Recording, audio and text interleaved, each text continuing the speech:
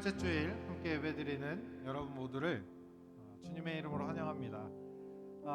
이 시간 우리가 함께 예배를 드리기 전에 먼저 자리를 앞쪽으로 이동해 볼까요?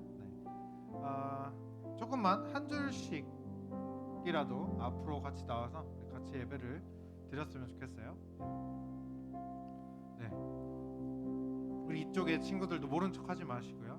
네. 모른 척 한다고 통하지 않는 거 잘 알고 있잖아요. 그죠? 앞쪽으로 와서 우리 같이 예배를 드렸으면 좋겠습니다.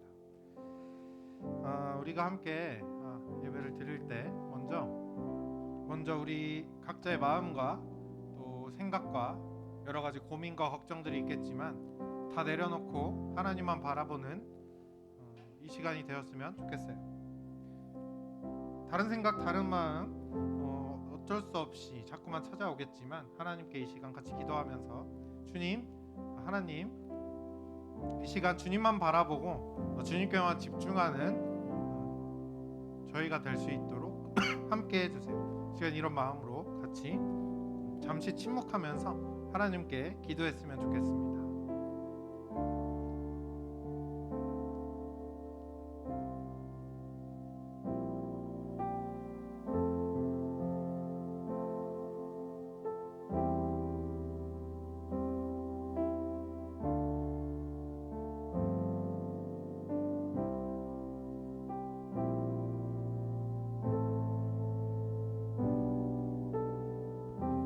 우리가 아직 죄인 되었을 때 그리스도께서 우리를 위하여 죽으심으로 하나님께서 우리에 대한 자기의 사랑을 확증하셨느니라. 하나님은 영이시니 예배하는 자가 영과 진리로 예배할지니라.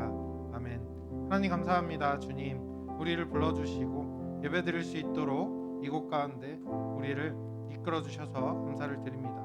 시간 예배를 드릴 때 우리의 모든 마음과 생각들이 다른 것으로 채워지지 않고 오직 주님만을 바라보고 주님께만 향할 수 있도록 우리 마음과 생각을 지켜주시고 함께 해주세요. 지난 한 주간 우리가 살아오면서 받았던 상처와 여러 가지 걱정들, 마음의 근심들 주님께서 다 위로하여 주시고 찾아가 주셔서 하나님으로 인해 다시 기쁨을 되찾고 행복한 시간을 갖는 오늘의 예배 시간이 될 수 있도록 주님 함께 해주세요. 예수님의 이름으로 기도드립니다. 아멘.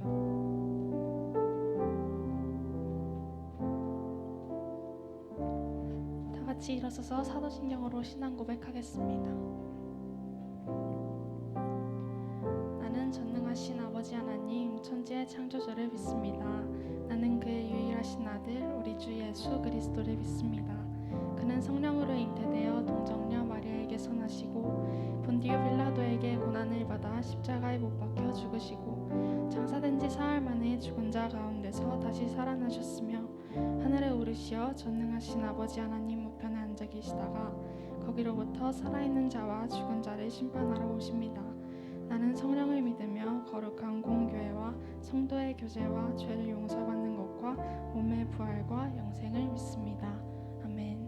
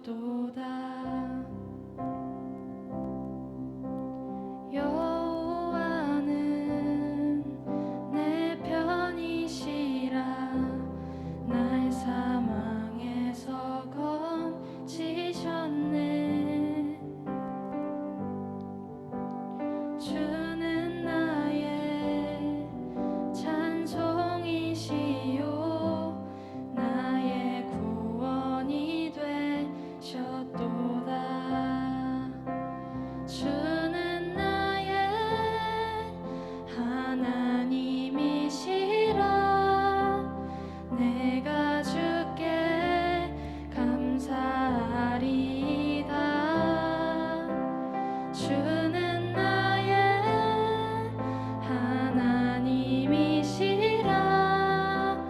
내가 주를 높이리이다.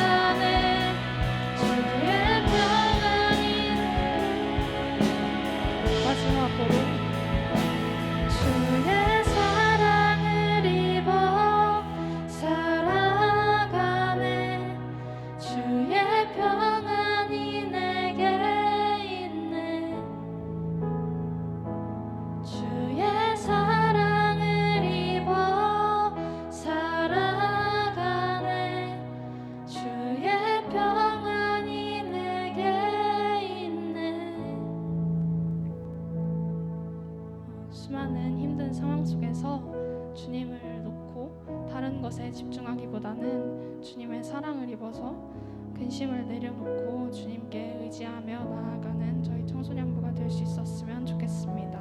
이러한 기도 제목으로 다 같이 기도하시겠습니다.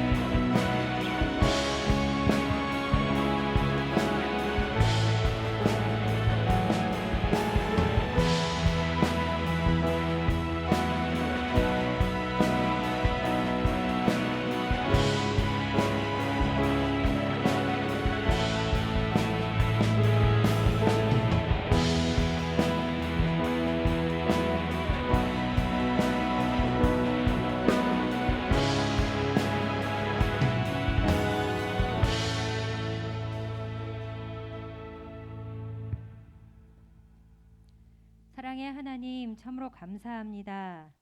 주님의 사랑을 입은 주님의 자녀들이 이곳에 모여 주님을 예배합니다. 찬양 가운데 역사하시는 하나님, 저희를 만나 주시기를 원합니다. 하나님, 우리 사랑하는 친구들 그동안 시험으로 참으로 분주한 삶을 그리고 피곤한 삶을 살다가 이 자리에 시험을 잘 마치고 하나님 전에 나와 이제 감사함으로 예배 드리기를 원합니다. 이후의 결과에 하나님 좌절하거나 절망하는 것이 아니라 앞으로 하나님 이들의 삶 가운데 늘 함께 하시고 인도하실 그 하나님을 기대하는 마음으로 이 자리에 함께 할 수 있도록 도와주시옵소서. 사랑의 하나님, 우리 사랑하는 청소년부 이제 무더운 여름에 앞서 저희가 7월 24일부터 26일까지 리플렛이라는 주제를 가지고 수련회를 떠나고자 합니다. 참으로 오랜만에 하나님 이렇게 저희가 모여서 수련회를 하나님 열게 되었습니다. 이 수련회 가운데 하나님의 계획하심이 있을 줄로 압니다.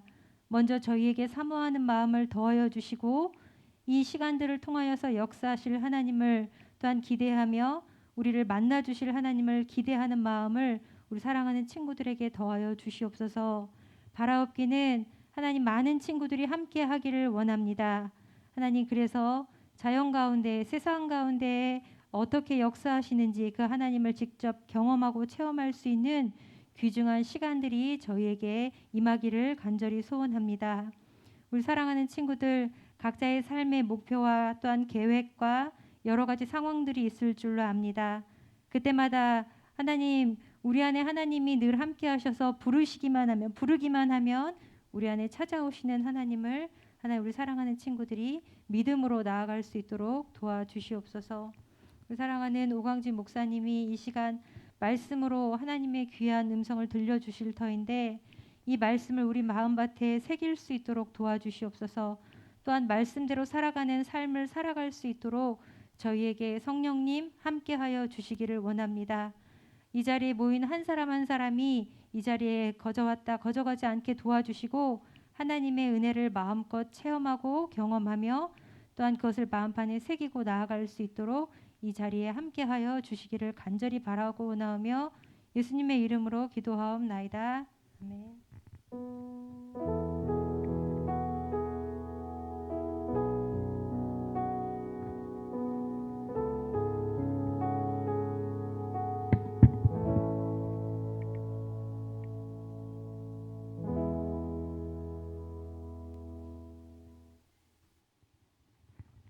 오늘 우리에게 주시는 하나님의 말씀은 히브리서 11장 6절 말씀입니다.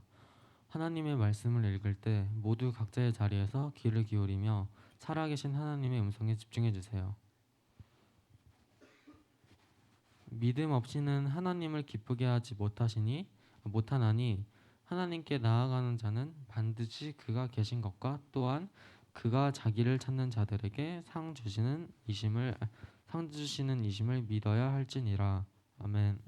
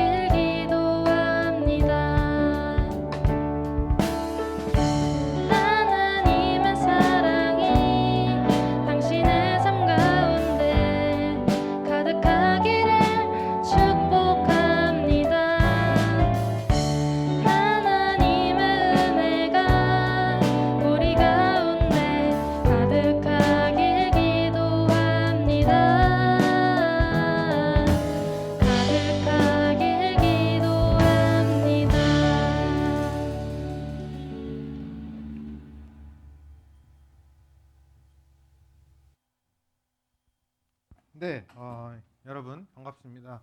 우리 옆 사람한테 한 번 더 이렇게 인사해 볼까요? 반갑다, 잘 왔다, 반갑다. 네, 굉장히 멍한 기운이 지금 여기에 가득한 것 같아요. 멍의 기운이 가득한 것 같아요. 오늘 말씀의 제목은 두 가지 확신입니다. 두 가지 확신. 우리가 주변 사람들과 함께 살아가는 데 있어서 중요한 것이 있죠. 믿음이에요. 믿음. 처음 태어난 순간부터 평생 동안 사람은 주변 사람들과의 신뢰를 형성하게 되죠.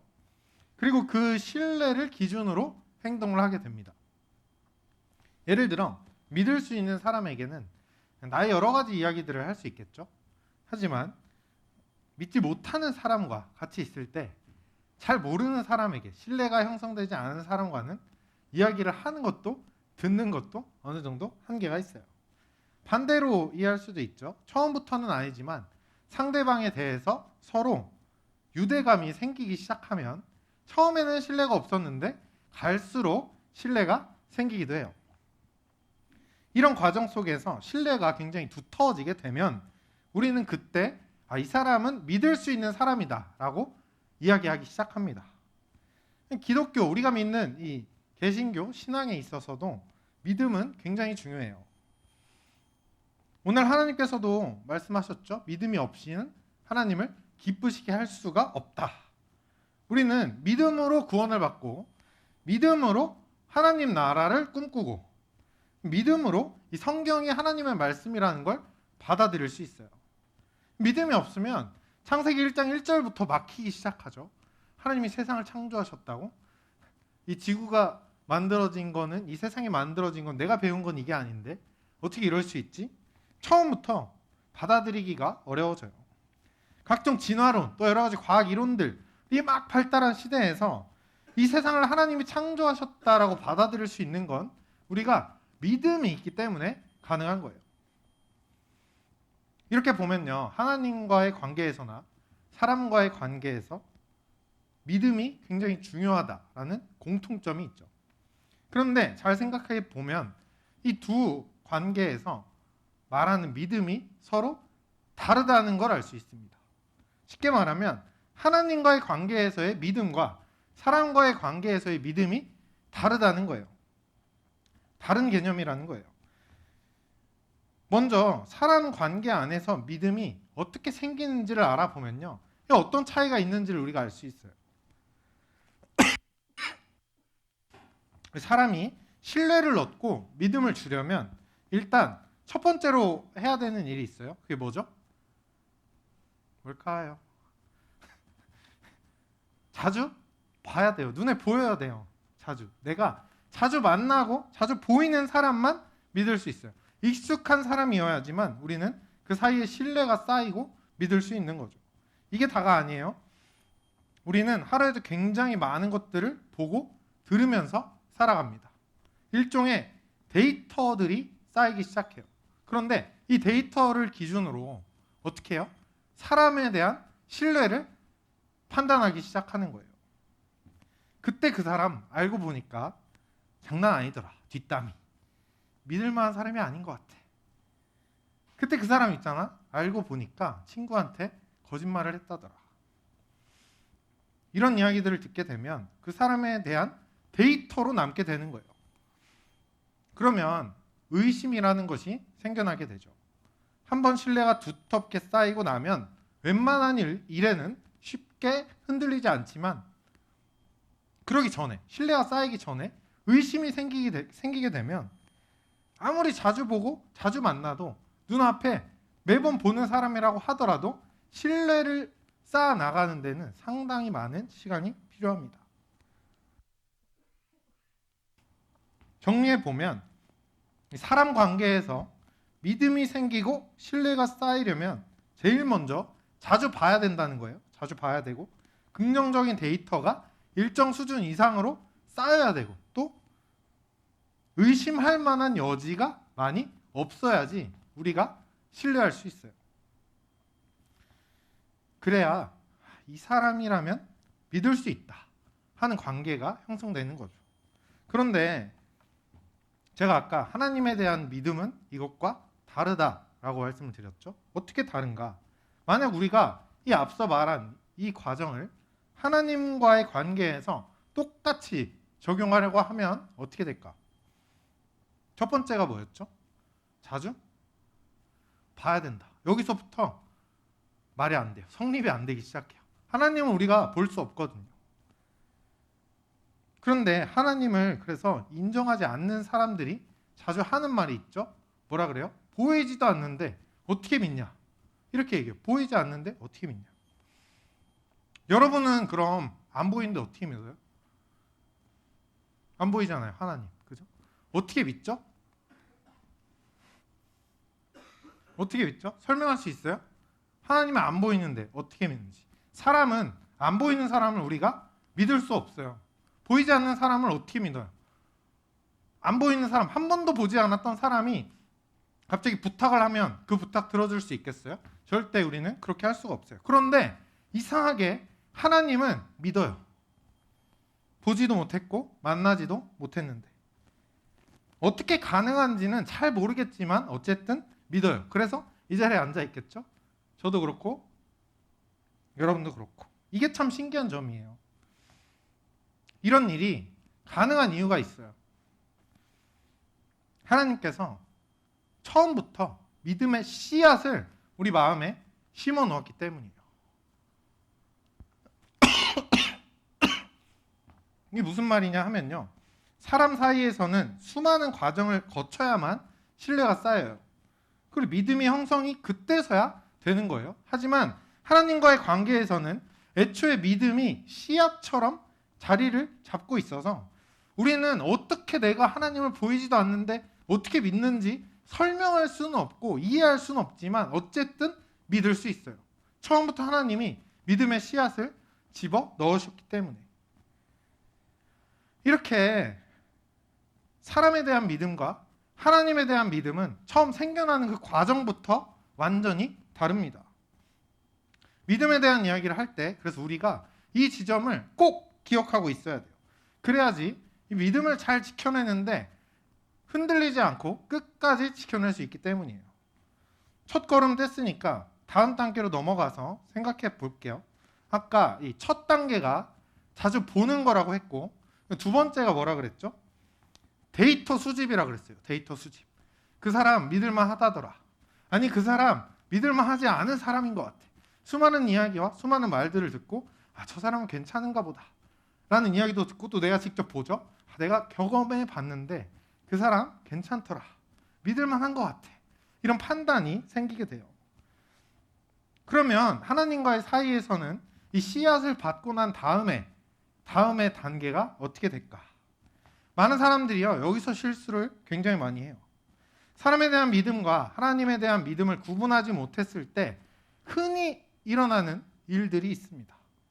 사람한테 하는 것처럼 여러 가지 보고 듣고 경험하는 일종의 데이터들을 가지고 하나님을 믿을 수 있는지 없는지를 판단하는 거예요. 사실 하나님이 주신 이 믿음의 씨앗도 잘 성장하려면요 여러 가지 데이터가 필요한 게 맞아요. 그래서 그 데이터들을 우리가 잘 얻고 잘 보관하는 것도 맞죠. 그런데 중요한 게 있어요. 이 데이터들을 어디서 얻느냐가 굉장히 중요한 거예요. 이 사람과의 관계에서는 주변 사람들로부터 데이터를 얻을 수 있고 나의 시각과 나의 판단과 나의 경험으로부터 데이터를 얻을 수 있는데 이 하나님과의 관계에서는 하나님을 믿을 수 있는지 없는지에 대한 데이터를 어디서 얻냐라는 거죠.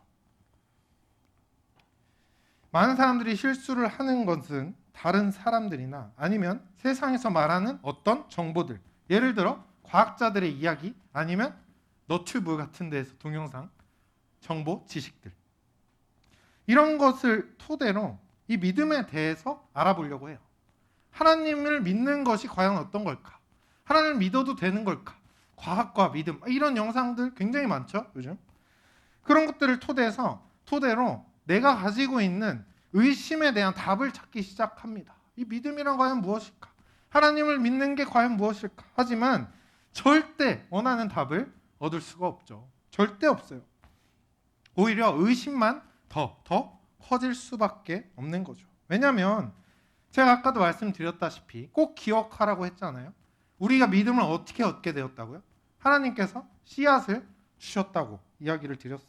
우리가 가진 믿음은 하나님이 심어주신 믿음이기 때문에 이 씨앗에 대한 모든 데이터 누구한테밖에 없을 것 같아요?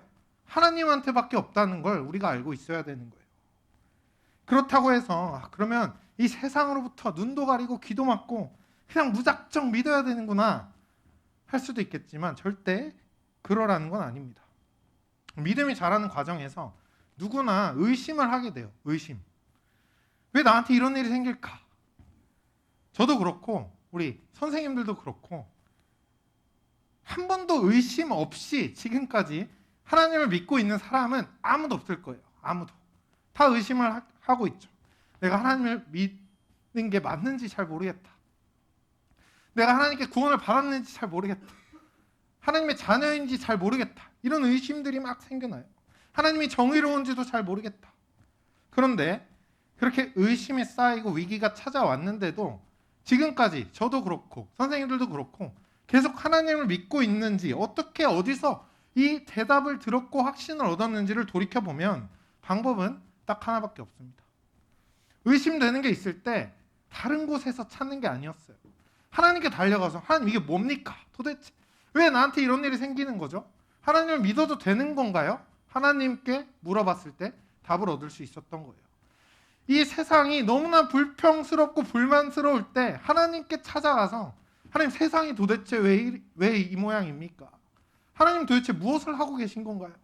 내 삶이 이렇게 힘든데 하나님은 어디 계신 건가요? 하나님께 물어봤을 때 답을 얻을 수 있었다라는 거예요. 그래서 우리는요, 믿음과 관련한 모든 정답들을 하나님께만 찾아야 하는 겁니다. 쉽게 흔들리고 자주 의심하는 연약한 우리들을 위해서 하나님께서도 매일 매순간마다 새로운 그 말씀들을 계속 들려주세요. 우리가 믿음의 씨앗을 잘 지킬 수 있으려면 긍정적인 에너지와 힘들을 공급해 주시는 하나님을 찾고 하나님께 묻고 하나님께 따져봐야 하는 거예요. 진짜 하나님이 살아있는지 난 모르겠는데 인터넷 뒤지지 말고 유튜브에 하나님 살아있나 이런 거 검색하지 말고 하나님께 물어봐야 하는 겁니다. 하나님께. 하나님 왜 내 마음에 이런 의심이 드나요? 애초부터 안 믿으면 모르겠는데 믿기는 믿는데 의심이 생기는 거 이거 이상한 거잖아요. 그래서 다른 누군가가 자꾸 의심되는 말들을 할 때에도 우리가 쉽게 흔들리지 않으려면 하나님께 그 답을 들어야 돼요. 그러면 하나님께서 분명 이게 맞다고 했는데 세상 그 누가 아무리 뛰어난 사람이라도 그게 아니라고 한들 뭐가 중요하겠어요? 하나님이 맞다는데. 씨앗을 받지도 않은 사람들이 뭘 알겠어요? 이 씨앗에 대해서. 쥐뿔도 모르지. 그죠? 혹시 또 믿음이 흔들리고 의심이 자라날 때가 온다면 여러분 모두가 이 오늘 말씀을 꼭 기억했으면 좋겠어요. 나와 하나님 사이에서 자라나고 있는 이 나의 믿음의 씨앗, 이거를 제일 잘 아는 분 하나님밖에 없어요. 내 문제들에 대해서, 내 정답에 대해서, 내 고민에 대해서, 내 마음에 대해서 답을 주실 수 있는 분 하나님밖에 없어요. 그런데 우리가 이 사실 하나만으로도 흔들리지 않고 계속 살 수 있다면, 끝까지 갈 수 있다면 얼마나 좋겠어요. 하지만 우리 각자의 믿음은 그 크기도 다르고 서로 자라온 배경도 다르기 때문에 너무나 쉽게 흔들리죠. 보이는 것에도 흔들리고 들리는 것에도 흔들리고 우리 삶의 환경과 현실 때문에도 흔들려요. 뭔가 더 확실한 것이 필요하죠. 의심이 들 때마다 꺼낼 수 있는 무기 같은 것. 그래서 하나님께서 오늘 우리에게 주신 그 말씀 안에 우리가 언제든지 무기처럼 꺼내서 의심들을 물리칠 수 있는 그 확신 두 가지가 담겨져 있습니다. 첫 번째는요, 하나님이 지금 이곳에 계신다 하는 사실이에요. 하나님이 지금 이곳에 계신다. 지금까지 제가 설교를 할 때마다 꽤 오래 했어요. 거의 4년이 다 돼가는데 첫 주부터 지금까지 매주 이야기했어요. 하나님이 여러분과 함께 하십니다. 하나님이 우리와 함께 하십니다. 저도 너무 잘 알고 여러분도 너무 잘 알죠. 자주 듣고 자주 보고 믿고 있으니까. 그런데 한번 생각해 보세요. 정작 삶에서 하나님이 지금 내 앞에 계신다는 걸 내가 인지하고 산 시간이 얼마나 될까? 확신하고 살아가는 시간이 얼마나 될까? 하나님을 그냥 공중에 떠 있는 해나 달처럼 있으면 있나 보다. 나는 나대로, 저건 저거대로 이렇게 살아오면서 하나님이 함께 하신대. 아무런 소용이 없는 거죠. 오늘 말씀에서 중요한 건요, 그냥 그 사실 그대로 두고 나는 나대로 살라 이런 말을 하는 게 아닙니다. 있으면 있나 보다 할 것이 아니라 내가 가는 곳마다, 내가 있는 이곳에 하나님이 계신다. 이거를 24시간 인지하고 사는 게 중요하다는 말씀을 하는 거예요. 우리가 어려운 일을 만났을 때, 이 세상에 안 좋은 일이 계속 반복되어서 지치고 힘들 때마다 하게 되는 생각이 있어요. 하나님이 도대체 어디서 뭘 하고 계실까? 이걸 왜 그냥 지켜보실까? 우크라이나, 러시아 전쟁 나서 지금 우크라이나 너무 힘든데 하나님의 정의는 어디 있을까? 하나님이 있기는 있어도 무관심한가 보다. 이런 말을 하거나 생각을 하기도 하죠. 이런 의심들은 우리의 믿음을 정말 크게 흔들어 놓기도 해요. 우리에게 위기가 찾아왔을 때. 그래서 이걸 항상 인지하는 게 중요하다라는 거예요. 내가 지금 있는 이곳에 하나님도 있다. 내가 처해 있는 이 문제 앞에 하나님도 있다. 그 어떤 순간에도 내가 있는 곳이라면 하나님이 그곳에 있다. 그러니 하나님이 해결하신다. 하나님이 도와주신다. 그냥 알고만 있고 그 사실 그대로 두고 필요할 때만 꺼내는 게 아니라 매일 이 사실을 기억하며 살아가라고 말씀하시는 거예요. 그러면 의심이 찾아올 때에도 하나님이 어디 계실까에 대한 답을 우리는 꺼낼 수 있어요. 하나님이 어디 계실까요, 여러분? 지금 이곳에 계신 거죠. 내가 이렇게 힘들 때 하나님은 어디서 무엇을 하고 계실까요? 지금 이곳에서 나와 같이 내 문제로 인해 나의 아픔 가운데 함께하고 계신 거예요. 두 번째, 우리에게 알려주신 사실이 있습니다. 하나님께서 상을 주신다라는 사실이에요. 상 주시는 분임을 기억해라 이렇게 말씀하죠. 벌을 주시는 게 아니라 상을 주신다. 하나님이 왜 나에게 이런 시련을 주셨을까? 이런 고민을 할 때가 있다고 했잖아요. 왜 나에게만 이런 어려움을 주실까? 왜 나의 인생만 이렇게 힘들까? 이런 고민을 할 때도 있어요. 이와 비슷한 의심과 불신들이 생겨날 때 꼭 기억하고 꺼낼 수 있길 바랍니다. 하나님은 나에게 벌 주시는 분이 아니라 뭘 주신다고요? 상 주시는 분이다. 혹여라도 하나님에 대한 의심과 불만이 생겨날 때 주변에서 누군가 잘못된 말로 이간질을 할 수 있어요. 하나님의 사이를. 네가 죄를 많이 지어서 그런가 보다. 네가 평소에 하나님을 제대로 안 믿어서 그런가 보다. 하지만 여러분, 이 사실을 무기처럼 꺼내들고 모든 이상한 사람들의 이상한 말들을 다 무시할 수 있길 바랍니다. 하나님이 나에게 반드시 상을 주시는 분이다. 성경에 나오는 믿음의 사람들이 산꼭대기에 배를 만들고 보이지 않는 먼 길도 주저없이 떠나고 무기 하나 없이 맨몸과 맨발로 성을 공격할 수 있었던 이유가 뭐겠어요? 뛰어난 믿음? 아니었어요. 이걸 하면 지금은 왜 하는지 모르겠지만 한 가지 확신이 있었던 거죠. 이걸 하면 하나님이 나에게 상을 주신다. 이 시간이 지나면 하나님은 나에게 분명히 상을 주신다. 하나님을 믿는다는 건요, 사람을 믿는 것과는 확실히 다른 일이에요. 보이지도 않고 만날 수도 없어요. 수많은 이야기와 근거 없는 소문들이 이 세상에 난무합니다. 그래서 더더욱 어렵죠. 그래서 우리는요, 여러분, 두 가지를 꼭 확신하고 살아야 돼요. 하나님이 지금 이곳에 계신다. 그리고 하나님은 나에게 반드시 상을 주실 거다. 이 두 가지를 확신하는 게 내가 받은 믿음의 씨앗을 잘 지키고 끝까지 하나님 나라를 향해 갈 수 있는 비결입니다. 부디 여러분 모두가 오늘 주신 이 말씀을 꼭 기억했으면 좋겠어요. 눈에 보이는 것, 귀에 들리는 것, 이 상황 때문에 세상에 떠도는 이야기들 앞에 흔들리지 말고 하나님만 바라보고 확신하면서 이번 주도 상 주는 하나님을 만나고 이곳 가운데 내 삶 가운데 함께하는 하나님을 만나는 여러분 모두가 되길 바랍니다. 시간 이 말씀을 기억하면서 우리 같이 찬양하고 기도하는 시간을 갖도록 할게요. 함께 자리에서 일어서서 우리 같이 찬양하도록 하겠습니다.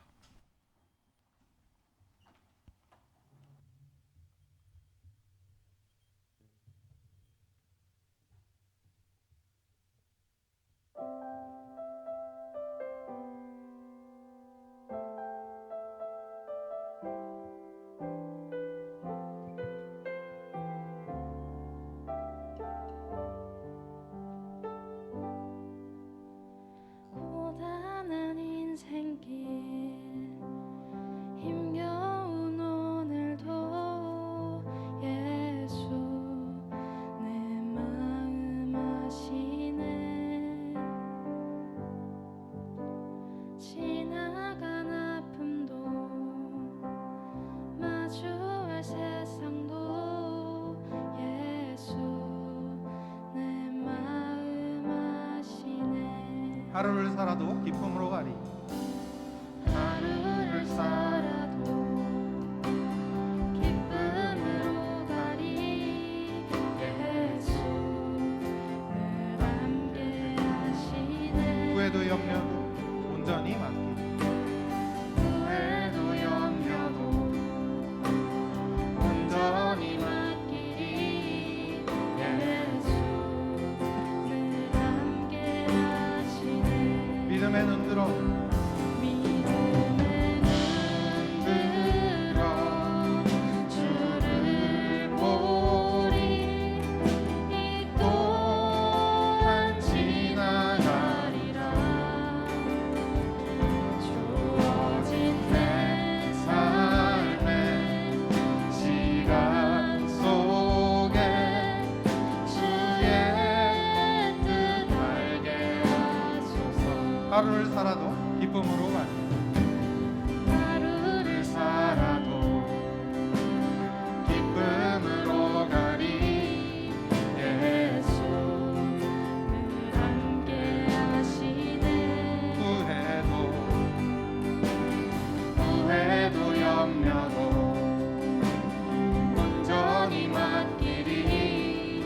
예수 늘 함께 하시네. 믿음에 눈들어 믿음에 눈들어 주를 보리. 이 또한 지나가리라.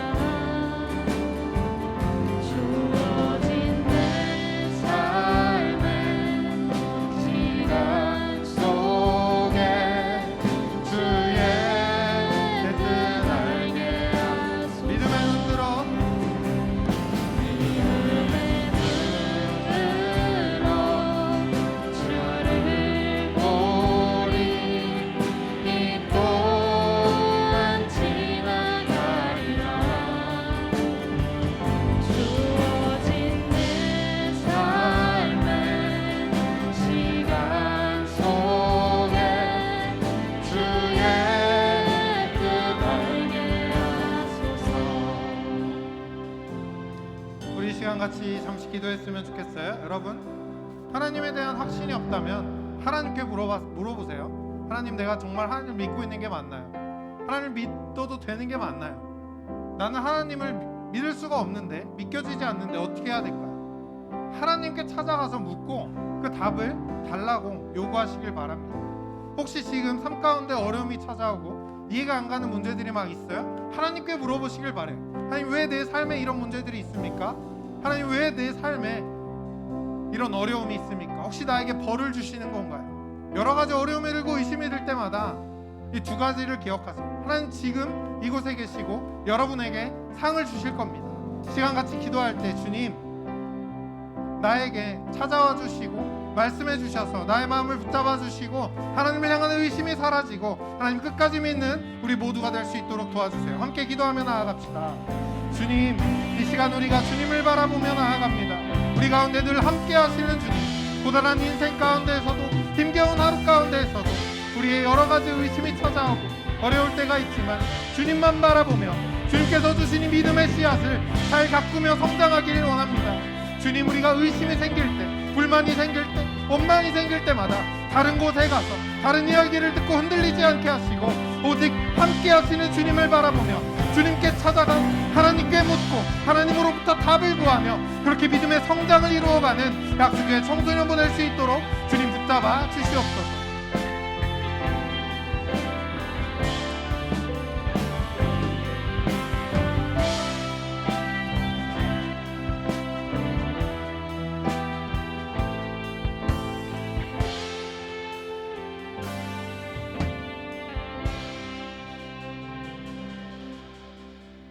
하나님 감사합니다. 주님, 우리는 모두가 연약한 믿음을 가지고 있습니다. 주님께서 믿음의 씨앗을 주셔서 하나님을 믿고는 있지만 정말 믿고 있는 건지, 내가 정말 하나님을 따르고 있는 건지, 하나님께 구원은 제대로 받았는지 의심이 가고 불안할 때도 참 많이 있습니다.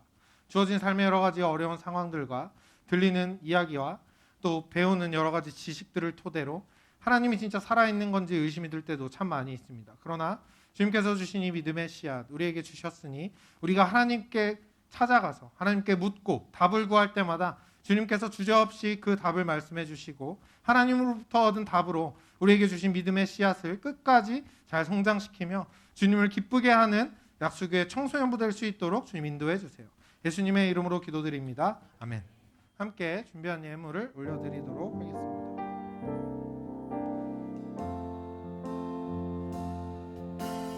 나의 생명을 드리니 주 영광이 하여 사용하옵소서.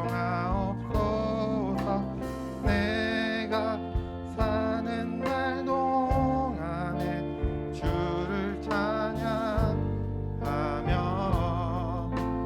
기쁨의 제물 되리.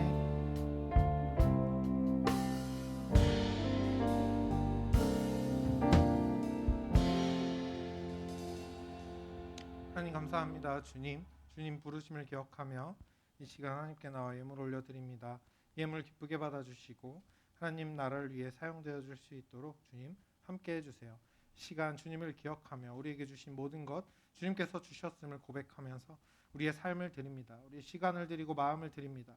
이곳에서 예배드리고 또 각자의 자리에서 하나님을 기억하며 드린 모든 주님의 자녀들 기억하여 주셔서 삶 가운데 찾아가 주님이 동행하여 주시고 하나님과 함께 승리의 길 걸어가는 약속이 될 수 있도록 주님 함께 해주세요. 이제는 우리를 구원하신 예수 그리스도의 은혜와 하나님 아버지의 크고도 변함없는 사랑하심과 성령님의 날마다 함께 하시는 친밀한 동행하심이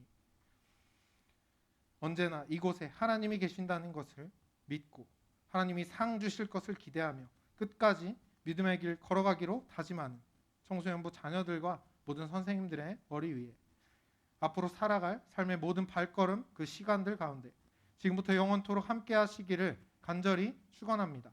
아멘.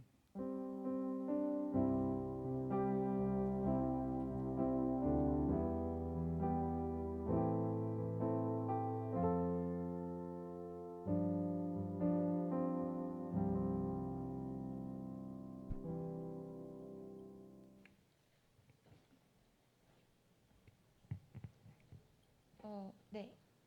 오늘 광고하기에 앞서서 수련회 홍보 영상이 있다고 하니까 먼저 영상을 보고 광고하도록 하겠습니다.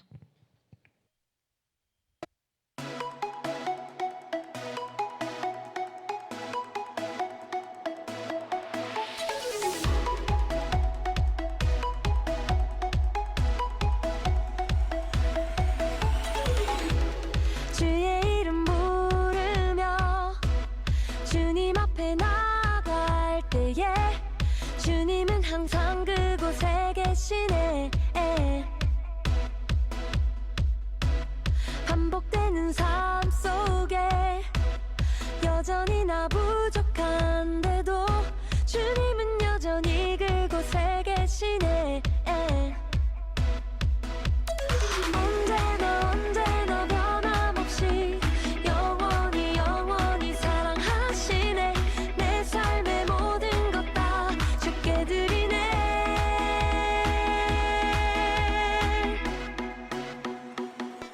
You still love me. 네.